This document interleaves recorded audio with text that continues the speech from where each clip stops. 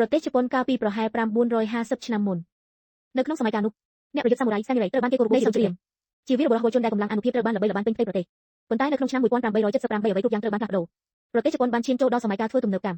មហើយពួកសាមូរ៉ៃត្រូវបានគេមើលឃើញភ្លាមថាជាវត្ថុបុរាណនៃអតីតកាលតែត្រូវជំនួសដោយទាហានកាន់អាវុធភ្លើង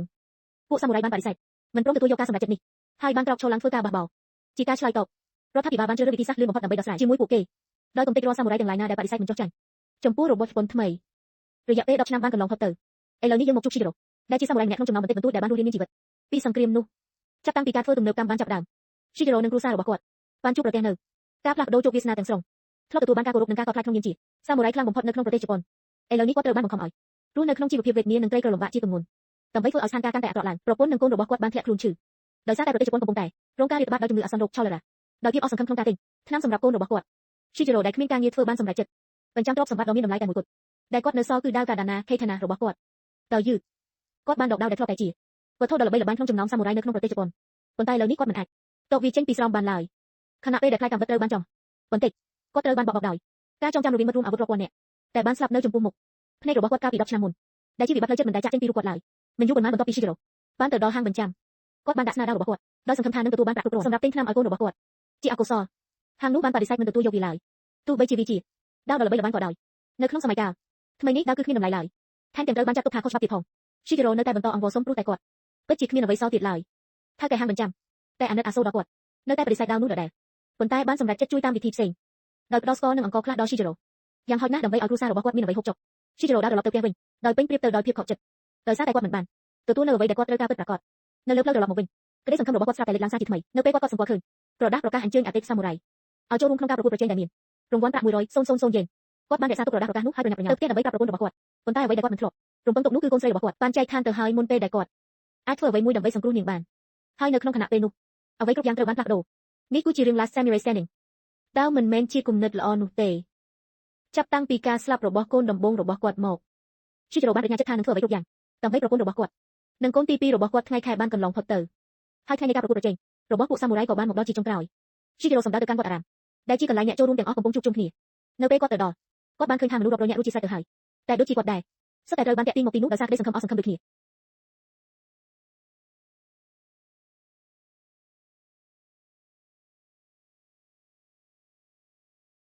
មិនយូរប៉ុន្មានម្ចាស់ផ្ទះបុរសម្នាក់ឈ្មោះ Angel បានឡើងមកលើឆាកដើម្បីពន្យល់ពីវិធានច្បាប់ប៉ុន្តែមុននឹងឈានចូលដល់លំអិតគាត់បានផ្ដល់ឱកាសចុងក្រោយដល់អ្នកគ្រប់គ្នាដើម្បីដើរចេញនៅពេលដែលវិធានច្បាប់ត្រូវបានប្រកាសគ្មាននរណាម្នាក់ត្រូវបានអនុញ្ញាតឲ្យដកខ្លួនឡើយដើម្បីបង្កើនភាពរំភើបញាប់ញ័រ Angel បានបង្ហាញផ្នែកខ្លះនៃប្រាក់រង្វាន់ដោយបង្ហាញពីគំនោប្រាក់កាក់ដ៏ភ្លឺចាំងអ្នកហ្វូងមនុស្សភ្លាមនោះបានប្រែជាចង់បាននឹងអន្ទះសារយ៉ាងខ្លាំងបន្ទាប់មកគាត់បានចាប់ផ្ដើមរាប់ថយក្រោយពី30នេះគឺជាពេលវេលាចុងក្រោយសម្រាប់នរណាម្នាក់ដើម្បីពិចារណាឡើងវិញនៅពេលការរាប់ថយក្រោយដល់20ភាពពឹកវរស្រាប់តែបង្អាក់ព្រឹត្តិការណ៍នេះមន្ត្រីកោបានខ្លាចបន្លំខ្លួនម្នាក់បានដើរចេញពីហ្វូងមនុស្សគាត់បានប្រកាសថាការប្រកួតប្រជែងនេះគឺខុសច្បាប់ហើយបានគំរាមចាប់ខ្លួនអ្នករៀបចំ Angel គ្រាន់តែញឹមដែលធ្វើឲ្យមន្ត្រីរូបនោះកាន់តែខឹងសម្បារថែមទៀតបុរសរូបនោះបានស្ទុះទៅមុខប៉ុន្តែមុនពេលគាត់អាចទៅដល់ឆាកគាត់ត្រូវបានកាប់រហ័សដោយតាវកាតាណាពីកងសន្តិសុខនៃព្រឹត្តិការណ៍មន្ត្រីរូបនោះបានស្លាប់ភ្លាម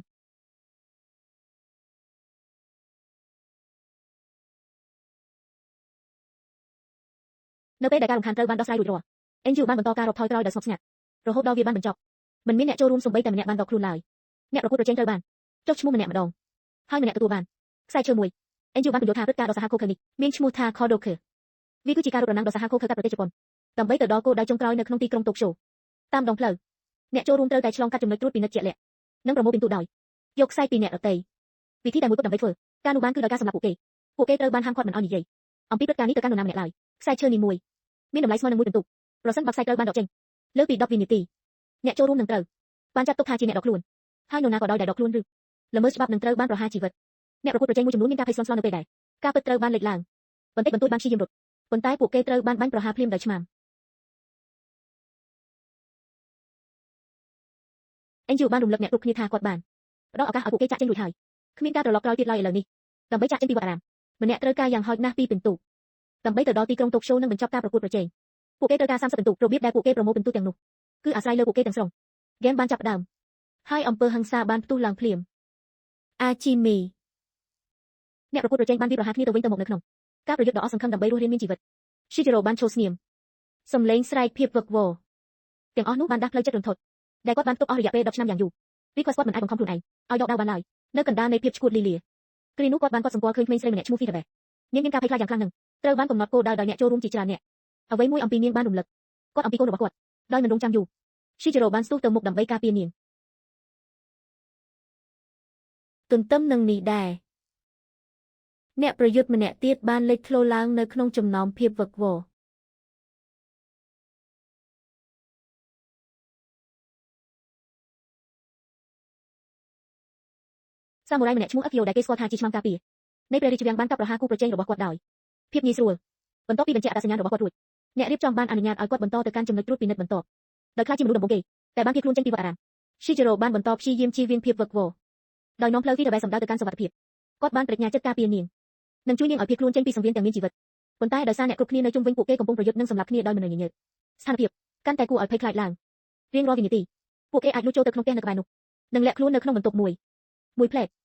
វាមានអារម្មណ៍ថាពួកគេប្រហែលជាមានសុវត្ថិភាពប៉ុន្តែមាននរណាម្នាក់បានរកឃើញកន្លែងលាក់ខ្លួនរបស់ពួកគេដោយទុកឲ្យ Shijiro គ្មានជម្រើសអ្វីក្រៅពីការប្រឈមមុខជាមួយអ្នកឈ្លានពាននោះឡើយនេះគឺជាការប្រយុទ្ធដែលចិត្តនឹងផ្ទុះឡើងបុរសរូបនោះស្រាប់តែត្រូវបានវាយប្រហារពីខាងក្រោយដោយអ្នកចូលរួមម្នាក់ទៀតឈ្មោះ Kyojin ជំនួសឲ្យការយកស្លាកឈើរបស់បុរសដែលដួលនោះសម្រាប់ខ្លួនឯង Kyojin បានហុចវាទៅឲ្យ Shijiro គាត់បានឃើញ Shijiro មុននេះបានផ្ដល់ស្លាកឈើរបស់គាត់ទៅឲ្យ Fitterbe ហើយបានជ្រើសរើសតបស្នងអំពើល្អនោះវិញ Kyojin បានប្រាប់ Shijiro ថាប្រសិនបើគាត់ចង់រស់រានមានជីវិតនិងភៀសខ្លួនចេញពីការប្រកួតប្រជែងដ៏សាហាវនេះគាត់ត្រូវតែចាប់ផ្ដើមប្រយុទ្ធគាត់បានរំលឹកគាត់អំពីអតីតកាលរបស់គាត់ដែលជាវីរបុរសសង្គ្រាមដ៏គួរឲ្យគោរពប៉ុន្តែ Shijiro បានឧទ្ទិសមិនខ្វល់នឹងពាក្យណែនាំនោះទេគាត់នាំ Fitterbe សម្ដៅទៅកាន់ច្រកចេញព្រោះអ្នកទាំងពីររួមគ្នាមានពីរពិន្ទុរួចស្រេចទៅហើយតែត្រូវការដើម្បីចាក់ចេញជាអកុសលអ្នកប្រកួតប្រជែងម្នាក់ទៀតរងចាំគាត់នៅឯទ្វារជាអ្នកប្រយុទ្ធដ៏ធំនិងមានអំណាចតែត្រៀមខ្លួនជាស្រេចក្នុងការប្រយុទ្ធគ្នាយ៉ាងសាហាវឃោរឃៅរវាងសាមូរ៉ៃបានចាប់ផ្ដើមហើយទោះបីជាមិនបានដកដៅចេញពីស្រោមក៏ដោយ Shijiro អាចយកឈ្នះលើគូប្រជែងរបស់គាត់និងអ្នកដទៃជាច្រើនទៀតទោះបីជាមានឧបសគ្គជាច្រើនក៏ដោយគាត់បានភៀសខ្លួនចេញពីវត្តអារាមជាមួយនឹង Fitterbe ដោយសុវត្ថិភាពនៅក្បែរគាត់ទន្ទឹមនឹងនេះដែរនៅឆ្ងាយពីសមរភូមិមហាសេដ្ឋីជប៉ុនធំចំនួន4នាក់បានទស្សនាការប្រកួតប្រជែងតែកំពុងតែកើតឡើងពួកគេទទួលបានព័ត៌មានបច្ចុប្បន្នភាពរៀងរាល់ពេលដែលអ្នកចូលរួមភៀសខ្លួនចេញពីបេក្ខជនដើម290នាក់មានតែ129នាក់ប៉ុណ្ណោះដែលបានឆ្លងផុតចំណុចត្រួតពិនិត្យទី1តំណាងអ្នករៀបចំបានមកដល់ដើម្បីអរគុណដល់អ្នកឧបត្ថម្ភដ៏មានប្រាក់សម្រាប់ការគ្រប់គ្រងខលដូខេពួកគេត្រូវបានគេប្រាប់ថាទូនីតិរបស់ពួកគេឥឡូវនេះគឺគ្រាន់តែអង្គុយមើលពួកសាមូរ៉ៃបំផ្លាញគ្នាទៅវិញទៅមកប៉ុណ្ណោះនៅខាងក្នុងវត្តអារាម Shijiro ប្រឈមមុខនឹងគ្រោះថ្នាក់មួយទៀតបុរសម្នាក់ឈ្មោះ Bakutsu បានរារាំងផ្លូវរបស់គាត់បានរងចាំអស់រយៈពេល10ឆ្នាំសម្រាប់គណៈពេលនេះដោយសង្ឃឹមថានឹងបញ្ចប់ការប្រយុទ្ធដែលបានចាប់ផ្ដើមតាំងពីយូរយារណាស់មកហើយអ្នកទាំងពីរបានចូលរួមក្នុងការប្រយុទ្ធយ៉ាងសាហាវឃោរឃៅក្រោមភៀសខ្លួនប្រយុទ្ធយ៉ាងខ្លាំងវិបត្តិផ្លូវចិត្តរបស់គាត់ធ្វើឲ្យគាត់សូម្បីតែនៅពេលដែលគាត់ដកដៅចេញជាចុងក្រោយគាត់មិនអាចប្រយុទ្ធដូចរបៀបដែលគាត់ធ្លាប់ធ្វើពីមុនបានឡើយនៅចំណុចមួយគាត់ទទួលបានប្រៀបជាងនឹងមានឱកាសបញ្ចប់ Bakutsu ប៉ុន្តែវិបត្តិផ្លូវចិត្តរបស់គាត់បានទប់ស្កាត់គាត់ភ្លាមនៅពេលដែលវាហាក់ដូចជា Bakutsu អាចយកឈ្នះលើគាត់បាន Fitterbe ស្រាប់តែលេចមុខឡើងនៅលើខ្នងសេះហើយជួយ Shijiro ឲ្យភៀសខ្លួនយប់នោះ Shijiro និង Fitterbe បានឈប់នៅឯផ្ទះសំណាក់តូចមួយដើម្បីសម្រាក Shijiro ក្រុងនឹងនាំនាងទៅឲ្យឆ្ងាយពីការប្រកួតប្រជែងដ៏សាហាវនេះដោយសង្ឃឹមថានឹងការពារនាងពីអ្វីដែលនៅខាងមុខប៉ុន្តែ Fitterbe បានបដិសេធនាងបានបញ្យល់ថាដូចជាគាត់ដែរនាងបានចូលរួមព្រោះតែនាងត្រូវការប្រាក់រង្វាន់ដើម្បីសង្គ្រោះគ្រួសាររបស់នាងរឿងរ៉ាវរបស់នាងពិតជាប៉ះពាល់ចិត្តយ៉ាងខ្លាំង Fitterbe និងម្ដាយរបស់នាងតែជាមេភូមិបានខិតខំប្រឹងប្រែងមើលថែអ្នកភូមិរាប់រយនាក់ដែលកំពុងរងទុក្ខពីជំងឺអាសន្នរោគជាចុងក្រោយម្ដាយរបស់នាងក៏បានធ្លាក់ខ្លួនជាដែរដោយទុកឲ្យ Fitterbe ម្នាក់ឯងដើម្បីប្រយុទ្ធដើម្បីការរស់រានមានជីវិតរបស់អ្នកគ្រប់គ្នានាងបានព្យាយាមគ្រប់យ៉ាងសូម្បីតែសុំទានតាមដងផ្លូវប៉ុន្តែគ្មាននរណាម្នាក់ជួយឡើយនៅពេលដែលនាងស្ថិតនៅលើមាត់ជ្រោះនៃភាពអស់សង្ឃឹមនាងបានរកឃើញរដាសម្រាប់ព្រឹត្តិការណ៍ Kadek ជាលើកដំបូងនាងមានអារម្មណ៍ថាមិនអស់សង្ឃឹមមិនមែនសម្រាប់ខ្លួននាងទេប៉ុន្តែសម្រាប់ម្ដាយរបស់នាងនិងប្រជាជនតែពឹងផ្អែកលើនាងការចងចាំរបស់នាងត្រូវបានបង្អាក់នៅពេលដែល Kyojin មកដល់គាត់បានទទួលស្គាល់ Shijiro ថាជាវីរបុរសសង្គ្រាមដ៏គួរឲ្យកោតខ្លាចដែលគេស្គាល់ថា Kakashi ជាអ្នកប្រមូលព្រលឹង The Reaper of Souls Kyojin បានសុំ Shijiro ឲ្យរួមបញ្ចូលកម្លាំងគ្នានឹងរស់រានមានជីវិតពីការប្រកួតប្រជែងជាមួយគ្នាគាត់ជឿជាក់ថាការប្រកួតប្រជែងនេះមិនមែនជាការចែកដល់តែសោះនរណាម្នាក់ដែលមានអំណាចកំពុងប្រើប្រាស់វាដើម្បីកែច្នៃនិងទាញយកប្រយោជន៍ពីភាពវឹកវររវាងពួកសាមូរ៉ៃជាមួយនឹងអ្នកចូលរួម290នាក់និងតម្រូវការ30ពិន្ទុដើម្បីទៅដល់គោលដៅចុងក្រោយផ្លូវគឺច្បាស់ណាស់មានតែមួយក្តាប់តូចប៉ុណ្ណោះដែលអាចបញ្ចប់បានទន្ទឹមនឹងនេះដែរនៅឆ្ងាយពីសមរភូមិរដ្ឋមន្ត្រីក្រសួងការពារជាតិនៃប្រទេសជប៉ុនបានជួបប្រជុំជាមួយមន្ត្រីជាន់ខ្ពស់ជាច្រើនរួមទាំងអគ្គស្នងការនគរបាលជាតិផងដែររបាយការណ៍បានចង្អុលបង្ហាញថាការប្រកួតប្រជែងនេះអាចជាការសម្ងាត់រៀបចំឡើងដោយកងកម្លាំងបរទេសដើម្បីបំបែកបំបាក់សាមូរ៉ៃតែនៅសេសសល់ប៉ុន្តែដោយសារគ្មានអ្នកផ្ដល់ព័ត៌មានត្រឡប់មកវិញពួកគេនៅតែខ្វះស្តាំងនៅឡើយព្រឹកឡើង Shijiro និង Fitterbe បានបន្តដំណើរទៅកាន់ចំណុចត្រួតពិនិត្យទី2នៅលើផ្លូវពួកគេបានជួបប្រទះក្រុមនៃអ្នកចូលរួមដែលរងការជិះជាន់ដោយសារតែភាពភ័យខ្លាចនិងការស្ដាយក្រោយពួកគេបានចូលរួមគ្រាន់តែដើម្បីចិញ្ចឹមគ្រួសាររបស់ពួកគេប៉ុណ្ណោះ ដោយមិនរំពឹងថានឹងត្រូវបានបង្ខំឲ្យភាពកម្មនោះឡើយដោយភាពអស់សង្ឃឹមពួកគេបានដកខ្សែឈើរបស់ពួកគេចេញប៉ុន្តែវិធានច្បាប់គឺជាវិធានច្បាប់នរណាក៏ដោយដែលគ្មានស្លាកឈើសម្រាប់លើសពី10វិនាទីនឹងត្រូវបានជំរុះចេញShijiro បានឈរស្ងៀមមើលភាពរន្ធត់ដែលកំពុងកើតឡើងវិបត្តិផ្លូវចិត្តរបស់គាត់បានលេចឡើងសារជាថ្មីដោយទាញគាត់ត្រឡប់ទៅកាន់យប់ដែលវរៈសេនាតូចទាំងមូលរបស់គាត់ត្រូវបានកាប់ប្រហារដោយនគរបាលប្រដាប់អាវុធកំហឹងរបស់គាត់បានជំនួសភាពភ័យខ្លាចរបស់គាត់ដោយមិនរងចាំយូរ Shijiro បានស្ទុះទៅវាយប្រហារមន្ត្រីទាំងនោះដោយកាប់ប្រហារពួកគេម្នាក់ម្ដងសូម្បីតែក្នុងពេលដែលគ្រាប់កាំភ្លើងហោះជុំវិញគាត់ក៏ដោយ